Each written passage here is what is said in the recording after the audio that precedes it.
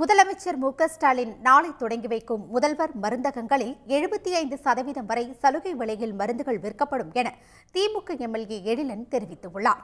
இந்த திட்டம் கூட்டுறவுத்துறையுடன் இணைந்து செயல்படுத்தப்படும் எனவும் விளக்கமளித்துள்ளார். பிராண்டடான ஒரு மருந்து ஒரு தனியார் மருந்து கடையிலையோ ஒரு தனியார் மருத்துவமனைகளோ வாங்கும்போது முதல்வரின் மருந்தகத்தில் அந்த பிராண்டடான விலை மருந்து கிட்டத்தட்ட 75%லேருந்து 50% குறைச்ச விலைக்கு கொண்டு வர அளவுக்கு அருமையான திட்டத்தை தமிழ்நாட்டு முதல்வர் கொடுத்திருக்காரு. இது செயல்படுத்தும் விதமாக ரொம்ப நூதனமாக தமிழ்நாடு அரசு திராவிட மாடல் அரசு வேலை செஞ்சிருக்காங்க. இதில் 2 முக்கிய துறை ரொம்ப செயலாற்றுறது.